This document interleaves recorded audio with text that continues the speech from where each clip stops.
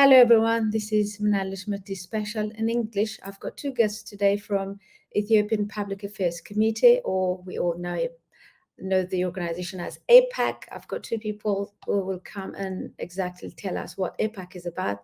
This is Metasebia Ketsela. Stay with us.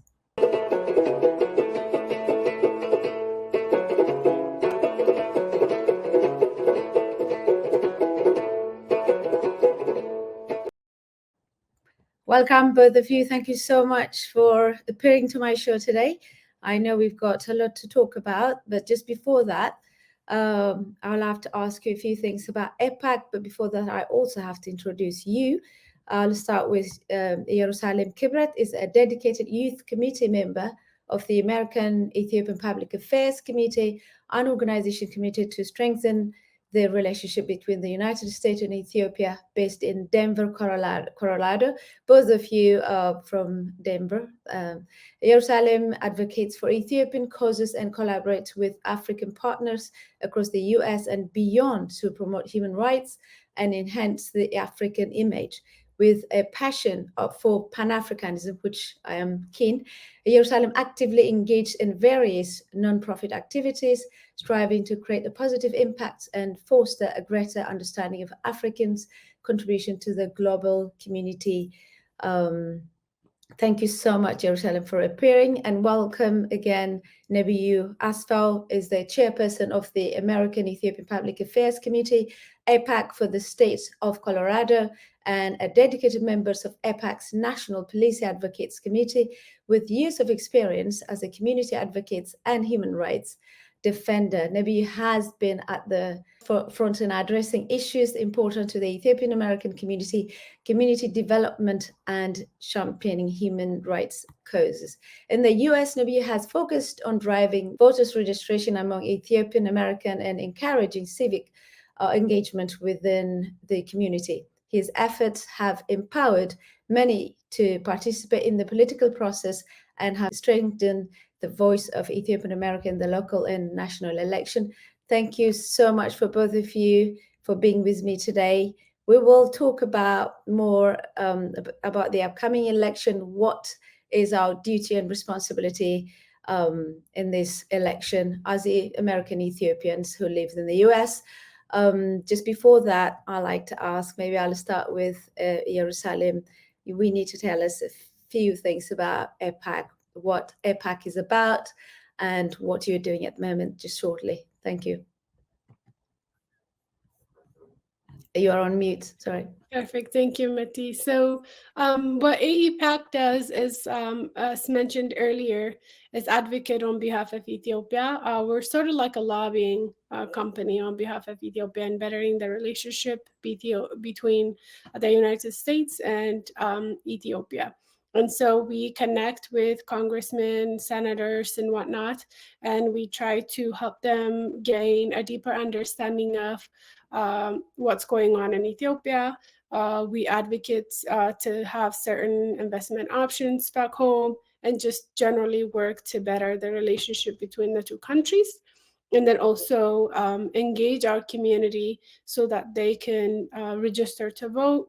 They are able to call their local representatives to, raise certain awareness, be able to connect with them, form that relationship. So it's really focused around bettering relationship between Ethiopia and America, and also helping our community stay engaged within the American politics, so that way we are able to create an influence. There is a big Ethiopian diaspora in America, so we want to optimize that and make sure that everybody goes out to vote and everybody uses their resources. They're able to call their senators and congressmen and local governors and whatnot to make sure that they're aware of our presence and that they're aware that we can make political change and have influence in policies that come out that could affect us in our community, as well as affect the Ethiopian-American relationship.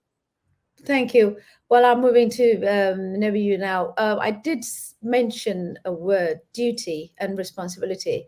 That's on purpose, because I know we left our countries and we have families in Europe, America, anywhere else.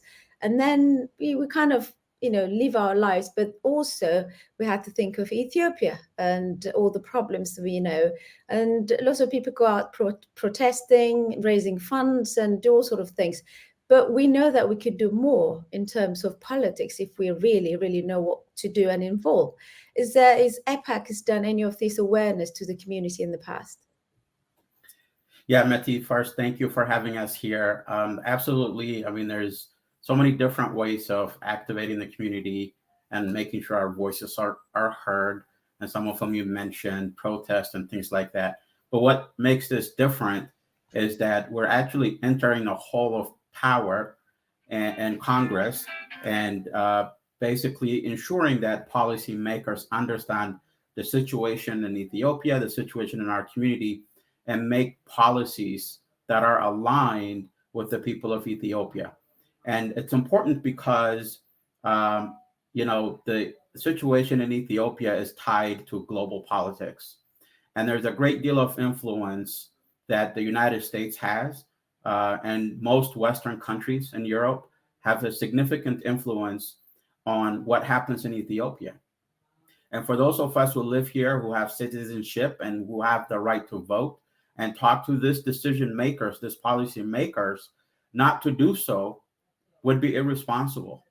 Because, for example, here in the United States, as citizens, we can demand certain policies. We can request adjustments. We can combine our force and vote for candidates that are aligned with our values for human rights and good governance in Ethiopia.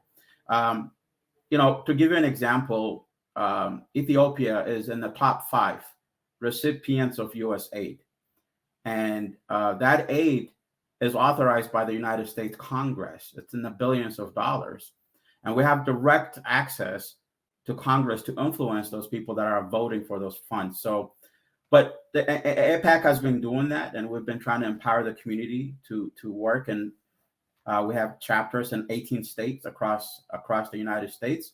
But it's important for the public to back us, to be with us, to show up, to register to vote, and show up to meetings, and directly talk to their representatives. So that's one of our core objectives, to ensure that our voices are heard from within the halls of Congress, not just standing outside and protesting.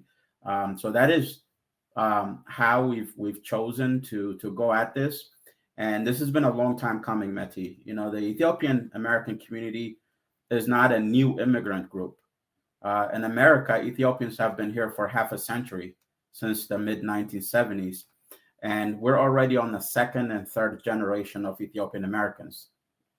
But not until now, this is the first time that we've established a political action committee. And we've learned many lessons from other communities, the Cuban community, the Israeli community, and other interest groups that have established a political action committee and ensured that the foreign policy and other policies reflect their values, and that their motherland is not adversely affected by bad foreign policy. And that's what we're doing at APAC. And also engaging the youth, the first, second, and third generation of Americans of Ethiopian descent that are born here. There's over 1 million of us. And in some states that are considered swing states, we've seen elections that were decided within a few hundred votes. I'll give you an example. Here in Colorado, the election for the mayor, for example, mayor of the city of Aurora, was decided by 700 votes. Out of 200,000 people that voted, the mayor won by 700 votes. And that mayor was endorsed by us, and our community went out to vote for him. So now he's been a strong supporter and ally of our community. And I can, say this at the congressional level, at the national level. So particularly in areas where the demographic or the political situation is split, almost evenly, which is the case in most places in America. Even 4,000 or 5,000 votes from our community can make a big difference, even hundreds. So that's what we're trying to emphasize, that every single vote matters, and and that's what we're doing by activating and mobilizing our community, that we want to be at the table where decisions are made for policies that affect our community here and our people back home in Ethiopia. Oh, well done. Thank you. I think it's a great service. Just out of curiosity, how big is APAC? Because I noticed that you've had members in different states. And who are you, and how many peoples are there working like as a membership? Or are you also, have you got any members in Europe and other part of the world? Yerusalem. Perfect. Yes.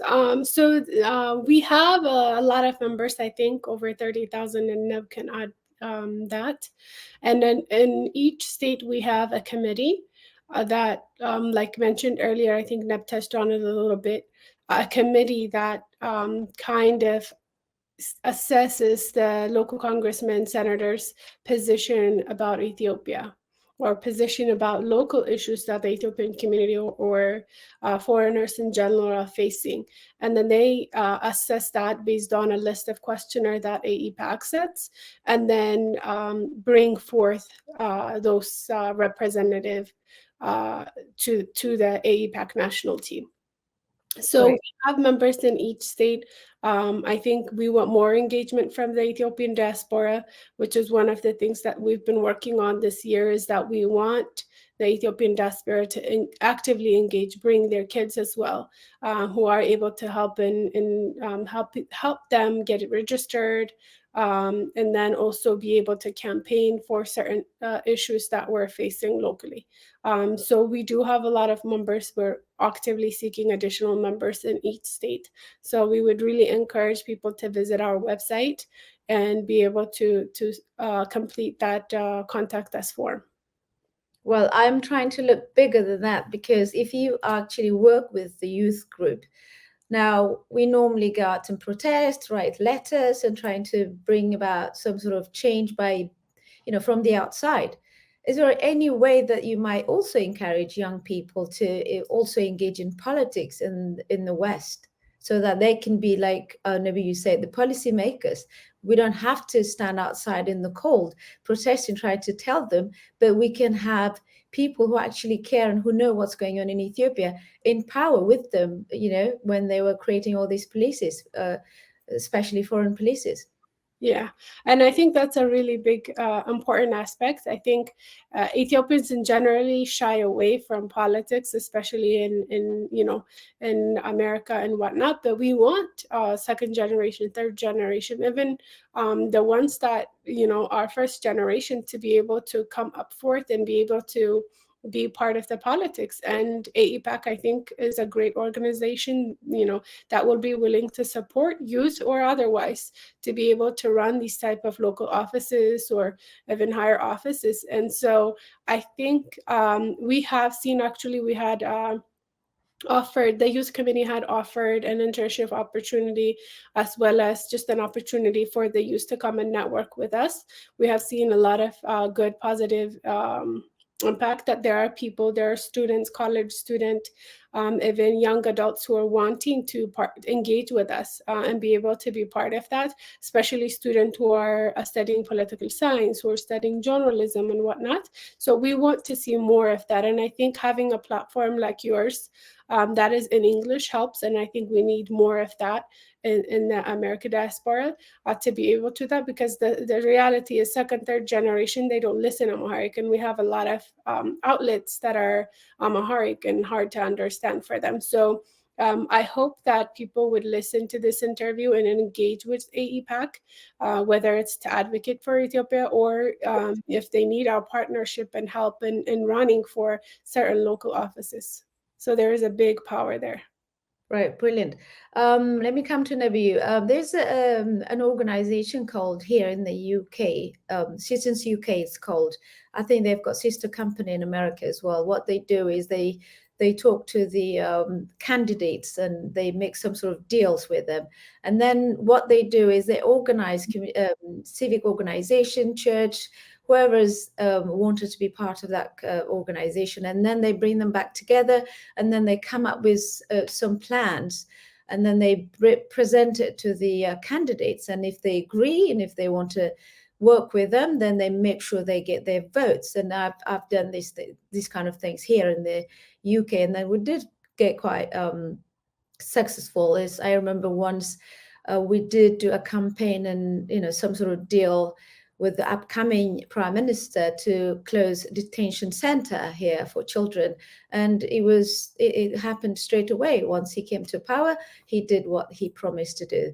So this might be something similar that you're doing at the moment in the US election last time and now. So I'm not sure if you've got any, you've got about 30,000 members or more, but I don't know if you've got any membership within the organization, like the church or any Muslim community, a mosque, or any civic organization, anything like that, because it'll be easier for you to get the maximum number of people you can. And have you ever done anything similar? Yeah, Meti, we have a very similar setup. And we do engage the community. We work with several of the community centers around the nation. A lot of the work is done locally, and the houses of worship, whether it's the mosques or the churches, play a big part because the houses of worship are also community hubs where consistently a large number of our community is available. Now, with the engagement of the candidates, we do that at the local level, at the state level, whether they're candidates for Congress, the House of Representatives, or they're candidates for the Senate. And it depends the level of engagement by the state and by the representative, but we do engage directly with them. We host in many places the representative to come and attend community meetings, holidays, come and celebrate with us.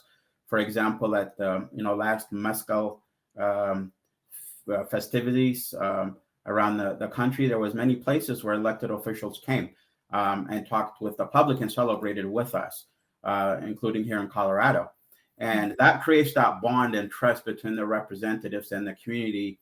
And with that, we take that opportunity, one, to teach the elected officials about the community. This is a community that is hardworking, good citizens that contribute a great deal economically and otherwise for their country, and that there's a lot of us here, and that we can vote for you if you stand with us.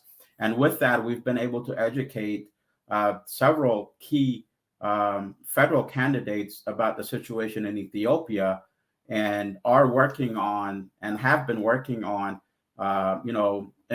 pushing them to create policies that are aligned with respect to human rights and good governance in Ethiopia, as the United States being a very influential force and the dynamic in Ethiopia.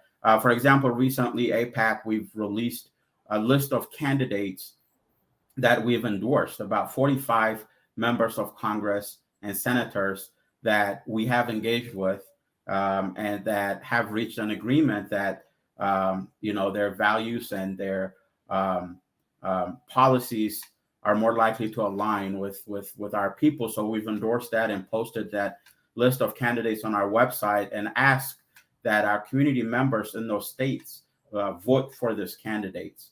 And that is important. We're also, APAC itself hosts direct engagement with our communities in different places and elected officials. Coming up next week, in fact, Meti, on October 12th, we're hosting a very special event in Alexandria, Virginia, at the Vista Banquet Hall. And we're going to have some esteemed members of Congress there in person. It's going to be dinner, Ethiopian dinner, and a wonderful program where people can join us.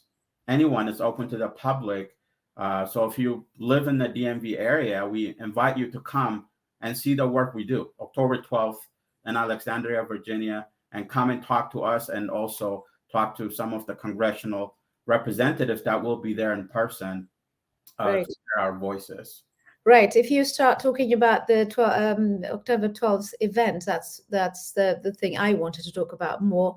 And you seem to have some candidates for Ethiopian community to vote for. And here we go. This is it's what your endorsement is. House of Representative candidates, about 30 of them, and then you have about 14 of Senate candidates, and altogether 44 different types of candidates you're endorsing. So you probably want people to vote for these people. And of course, you will tell us more about it on the event on the 12th of October. Just before that, who are these candidates? How do you know them? And can you trust them that they can do good for us, for motherland Ethiopia, and for the community who live in America? Yeah, in politics, trust is an interesting subject, right? But we many of these candidates we've been engaged with, and we have some history within the local community in their states, as well as at the national level, and that the local state chapters felt comfortable that these candidates were trustworthy enough to receive our candidate. So the endorsement is done at the local level, right? For example, in Colorado, Congressman Jason Crow, he was endorsed by the local chapter here. He's been very engaged with the community directly and has been an ally and advocate, right? Similarly, in several states and here, including him, some of them are in the Ethiopian American Caucus. Some of them are in the Foreign Affairs Committee and different committees. But these candidates have acknowledged our community, the strength of our community.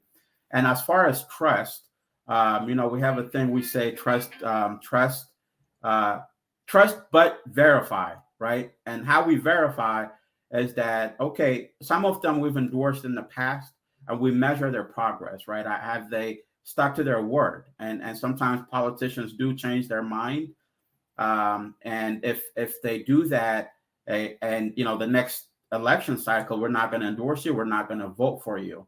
So the way that we can verify that they keep their words is by continuing to be engaged with them. And also, Meti, we have been raising funds and making donations. As you know, I don't know about the UK or Europe, but in the United States, money plays a big deal in politics, and a lot of the elected officials do need money for their candidacy to run their. So within these communities, we've raised funds for them, sometimes significant to many of them, to help them with that. And that shows our commitment to these candidates. Not everybody gets a donation, but again, it's the public coming together. If we believe in a candidate and they continue to prove that they stand with us, we support them, their candidacy, financially. We give them our vote, which is actually the most important part.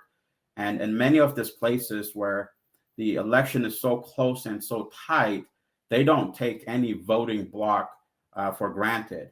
And we've established ourselves as a voting block in this areas enough to grab their attention and have them engaged with our community. Well, that's very good, because every time I go to America, well, I like in Europe and other countries, but in America, this big Ethiopian community there. And I always think this is power. This was supposed to be power for us and to bring about some sort of change. Now it seems to be happening. So bringing good people, good leaders to the right place, who can listen to us, understand us, make some sort of positive change, is something that we're supposed to do. So, but in order to do that, people have to make a move. They have to get the card and vote.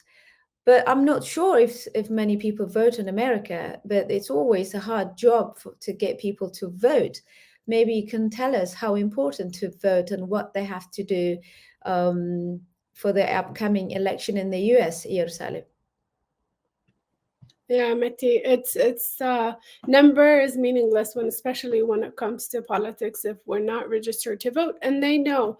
I remember me and Neb talking about this a while back about how many people voted here in Colorado, and they know the numbers. They tell you how many Nigerians live in Denver, how many Ethiopians live in Denver, what so on. And so it's really important to register to vote.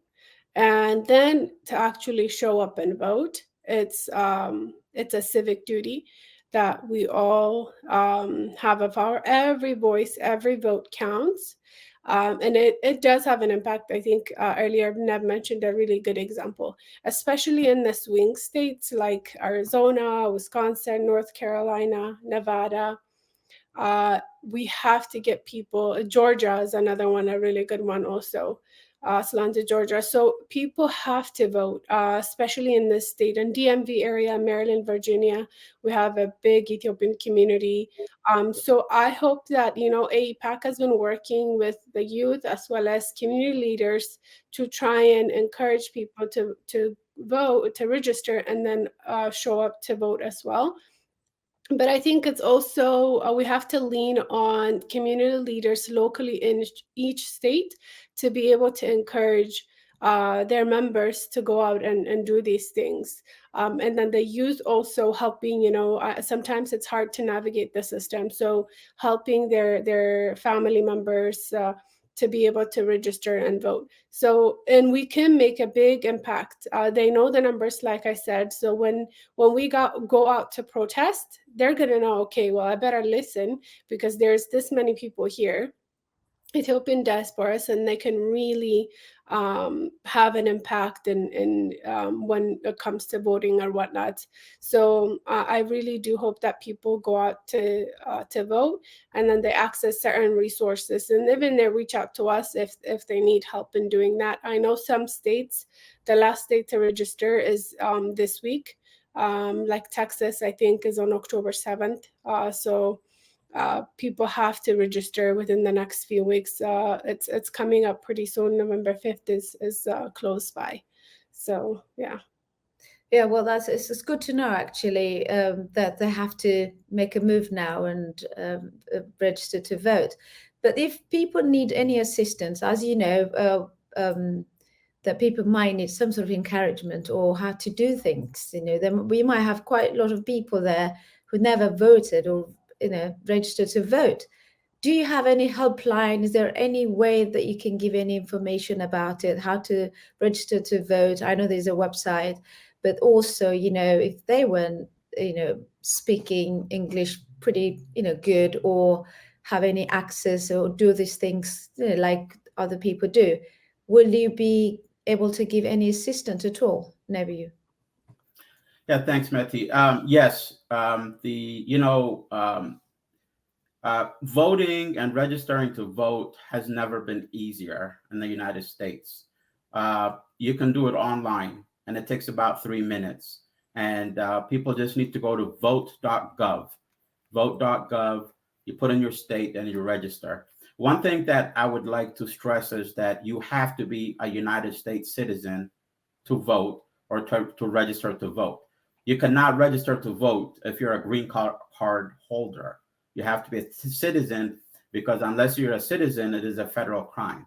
So if you have U.S. citizenship, you can go to vote.gov and register. Now, for people, directly helping one-on-one with the voting process, in some states, we are hosting workshops or like at churches, voter registration drives at festivals. We did that here in Colorado and in other places where we would set up a table where people can come and get help.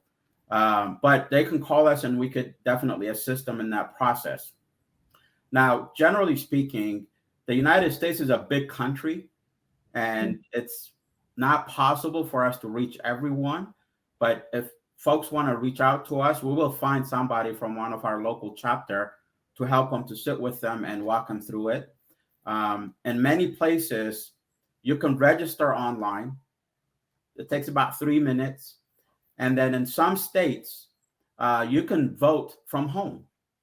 You don't even have to go to the voting place. You don't have to stand in line. The mailing ballot is mailed to you, to your house. You fill it out, you certify it. It's easy. And you sign it and you mail it back by the deadline. And you don't have to wait until November to vote. Some states have what's called early voting, right? So there is a lot of ways in many states that has been simplified for people to be engaged in the political process, to register to vote, and to actually vote. Now, in areas where we don't have a presence for APAC, or if there's not, an Ethiopian community or a church that people can go to ask for help, there's a lot of nonprofits in every city, every state that would be very happy to support people in this process. And many states now have multiple language services And Amharic is on that list, along with English, Spanish, and other languages, so people can get help. But I do encourage you to seek help if you need help. But generally speaking, it's very easy. Vote.gov, go to that website, and you can register online. You could do it today. It takes about 2 minutes. Brilliant. Thank you. It's good to know, actually. Also, they can get their children or anybody to help them register. I'm coming back to Jerusalem. I still need more information about the 12th of October event. I think it's one of a major event that you're organizing. So what do people benefit from it if they come? And will they have a clear picture of the election or any other things? What's the main purpose of it? Perfect. So it is going to be a discussion with the 2024 congressional candidates, and it is a dinner, like Neb mentioned. So it's an opportunity to be able to network with Congress and Senator members or their representatives, to be able to ask. And like I said, the networking aspect of the American politics is so very important. So there's a saying that says, your net worth is your network. And so as an Ethiopian diaspora, we want to continue to build, a lot of people refer to TPLF have leveraged their relationship over the last 30 years, utilizing resources from Ethiopia. So now we're kind of doing similar things. We are a bipartisan group, so we're not for Republicans or Democrats, but we want to vote based on policies and based on their stand and the impact that they can have for our community, and then from beyond Ethiopian to Africa as well. And so I think having that opportunity is really amazing, and it will give people the opportunity to be able to network with them.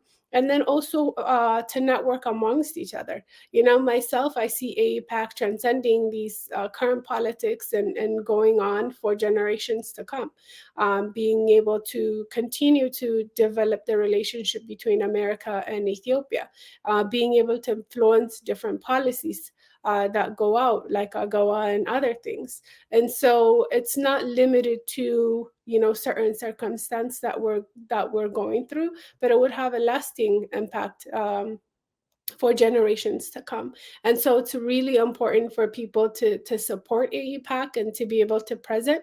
And for people who are outside of the United States or who are not able to be in Virginia on October 12th, they can still buy the ticket online. They can still donate on our website, because money moves, right? Money makes an impact. So we need money as AEPAC to be able to influence senators in Congress. We have to donate to these people to be able to get a meeting with them, to be able to talk to them and whatnot. So it's a very important aspect. I know there's a lot of donor fatigue at this time because of what's going on. People are stretched very thin in different direction. But I hope that people will see the long-term impact that AEPAC would have on American politics and be able to support that aspect. So October 12th, it's an opportunity for people to network with congressional candidates. It's also a networking opportunity amongst each other, and then to be able to support AEPAC in general as well. Great. I kept asking you about this because I see it as a great opportunity for Ethiopian community to also come together and bring about some sort of positive impact. So it is dinner. So people will go out to have dinner anyway. So they'll have to, pay this one to come and then talk about Ethiopia and see what they can do and then get to see the candidates. So if there's a big turnout, will it give any impression to the candidates that there is strong nation here that would, need to be listened and, help, in any other aspect? So I keep thinking, if there was big number of people, as the hall was full, and then Ethiopian community coming together in a strong voice, will that give them any form of power to make sure that they do what they ask? Nebiu. Absolutely. Our power is in our numbers, right?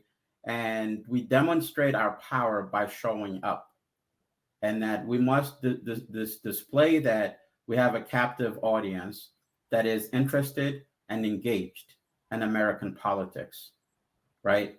And so it's important for people to show up. It's important for people to show their face, not just on social media, but in person, and meet and discuss our issues and highlight our issues.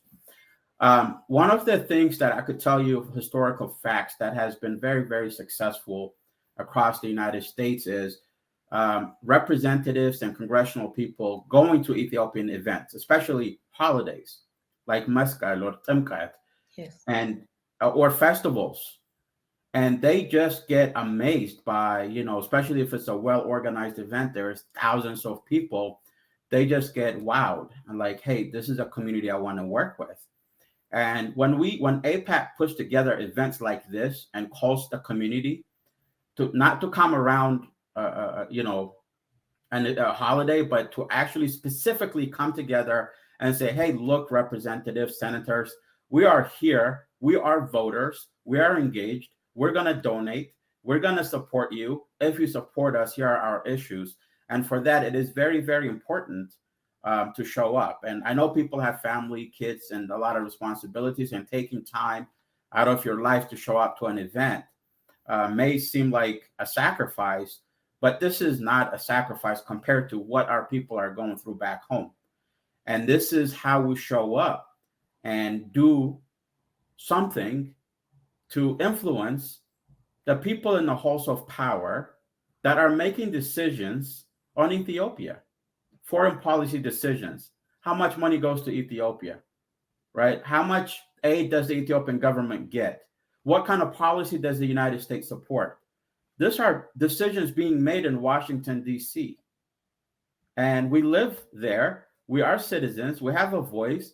And it would just, in my opinion, be irresponsible not to be engaged. And, sometimes people feel like, oh, I'm just one person who's going to listen to me. Well, when we're coming together, and that is what APAC is doing, is creating that platform for us to come together in a very well organized way and make our voices heard. We've seen it work. APAC is about 4 or 5 years old now. We've had a series of success in this. So we're asking folks to join us, show up in person, make donations to APAC. This is really an organization that the Ethiopian community in the United States have waited 50 years to build. And we're building the foundation, and it has grown tremendously within 5 years. But we could not continue to grow it. We cannot do it without the public's support. APAC believes in Ethiopia, believes in our people, and we uplift the voices of our people. And, we're not a political organization. We don't have one or certain philosophy. We embrace everyone. We embrace all Ethiopians. We want the respect of human rights.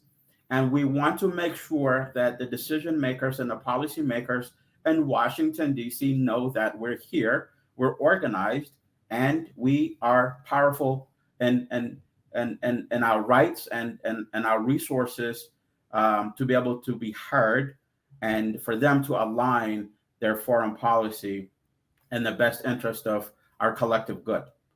And not just foreign policy, also obviously domestic policy, but the domestic policy part does get a lot of coverage and there's a lot of engagement. What has been lacking is the focus on the foreign policy on Ethiopia. And that is where we've been focused on, because it matters and every single vote matters. And if people come together and join us and stand with us, we can even be a lot more powerful. Well, thank you. Just while you were talking, I was thinking, what is the APAC source of funding? Because I see lots of activities. I see lots of press release and all sort of things, events, but then I never knew actually what's the source of your income. Are you most of you volunteers? Do you get any fundings? How do you go about all these events yourself? Okay. I will take, I'll have Neb take on this, but I will say a few things. I think it's donor based, so which is why we host certain events, and we have a lot of volunteers who pay out of pocket for certain things. Even printing flyer costs like $1,000 and certain things, and so we have a lot of people who love their country, who really dedicate their time, but beyond that, also are contributing money into what we're doing. So it's based on volunteers. Some people carry the burden, more than others or whatnot, which is why we're coming to the community and encouraging and creating platforms for them to engage with us. Nab, anything you want to add? Yeah, our funding is grassroots. It's from the people. It's from our 30,000 plus members who pay monthly. Some people, and some people, it could be $10 a month that they contribute. Some people can contribute hundreds or thousands of dollars, whatever you're able to donate. That is how we operate. 100% of the AEPAC staff is volunteer. We're all volunteers, and we're all also contributors and members. Now, we do hire companies and firms to lobby for us on our behalf inside Congress, and that takes a lot of money. So, a lot of the money that comes from the public helps us afford to be able to pay this consultants firms and lobbying firms that would help us navigate through this very complicated political process in Congress. But our funding is the public, and that's always the reason why we come back to the public. Every quarter, every year, we provide an update, a financial update to members. Everything is accounted for and transparent.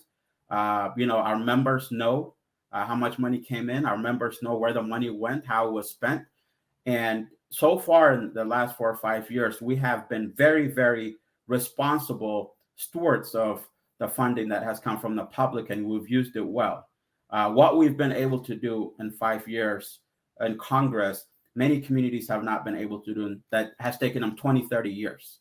So we have many capable people that are part of APAC that have been successful in many areas, that are contributing their time and money into this. And there's a love and dedication for our country. So this is really a model. It's a special model that we've just struck the right formula to make it happen. But for this success to continue, the public continue. We ask the public to continue to support us. They can go to our website, apac.org, register, and whatever you're able to do, whether it's $5 or $50 or $500 a month, donate and come to our meetings. We have members meetings where we regularly provide updates. Once you become a member, you can start participating in those. We have forums where we discuss the issues with our members. So this is one way. And within your state, if there is no APAC chapter, start one. Come talk to us. We'll help you start a chapter. You can have your own local APAC, and we'll guide you through that process, right? We're in about 18, 20 states. There's 50 states in the United States. We can expand it. So that's what I would say. But apac.org, our website, for people to go in there, get more info, register, sign up. We have a newsletter that comes in monthly from our chairman, Mesfin Taganu. We have, channels, WhatsApp, Telegram channels, things like that. We're very directly engaged with the public, and you'll have a voice if you join APAC. Well, thank you. Well, the sad part about Ethiopian community is, as much as we are as much as we like our cultures, we're very sociable, and we like our, social gatherings and cultures and everything, but we're not very organized in terms of bringing about change and doing something really worthwhile to the country for long term. So it's always sad to see that Ethiopians don't have any representation or any big, strong organization that represents the nation somewhere in the West or any other part of the world.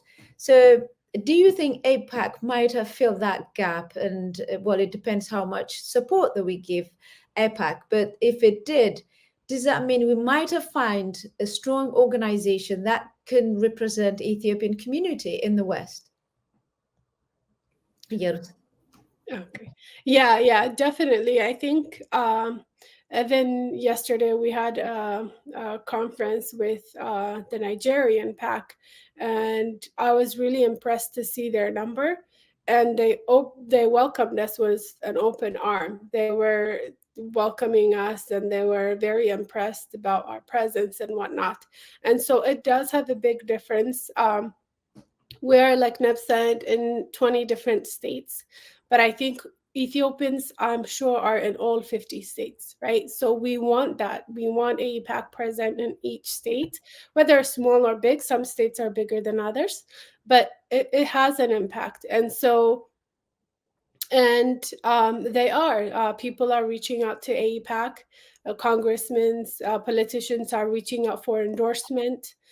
So I think it's a really, we're seeing the impact. And I'll let Nev go in detail about what they were able to do in Congress as well, the presentation that you guys did previously. So we are getting a lot of notice. They know that there's a big Ethiopian diaspora in America in general. So I think we'll just have to continue to grow it. We encourage community leaders to come forward, and the youth as well to come forward. Anybody who's interested in studying political science, journalism, advocacy, human rights, women's rights, we want them to come forward and partner with us and be able to. It is a lot of work, and we're all busy. So when we come together, we have such a big impact, and we're able to divvy up the work that needs to be done. So we want people to come out to join us, reach out to us via website. And so I will let Neb go in detail about what APAC has achieved in the past and our presence in DC as well, Neb. Well, just follow-up question, actually, Nebu, you can add it on top of the first question. We know that APAC isn't the only civic organization that's based in America. There are a few others as well, and who have been active, but then not very strong, some of them, because they probably lack support. And, Ethiopian community is not very supportive sometimes. So they come and then they go eventually, and then people get tired of everything. Do you work with all of them or some of them, or is there any chance of you all bringing up everyone, all the organizations together to make it even stronger? Yes, Meti, just to clarify, there's a difference between civic organizations and a PAC. A political action committee, a PAC, is a specific type of an institution that can do certain things that regular nonprofits and civic organizations cannot do. So we are the only political action committee that collectively represents the Ethiopian American community in a significant way. And to my knowledge, I mean, there may be people who registered, but this APAC is the only real legitimate political action committee that has recognition inside of Congress. Now, with that said, APAC has over 16 partner organizations that is listed on our website. Those are organizations that you've mentioned, civic organizations that do national work within the United States to advocate for human rights, for justice, for the Ethiopian people. And those organizations are partners. So we work with like-minded pro-Ethiopian people organizations, and that is how we operate. Now, as far as some of the things that Ignas was mentioning, we've met directly, one-on-one, with over 300 members of Congress.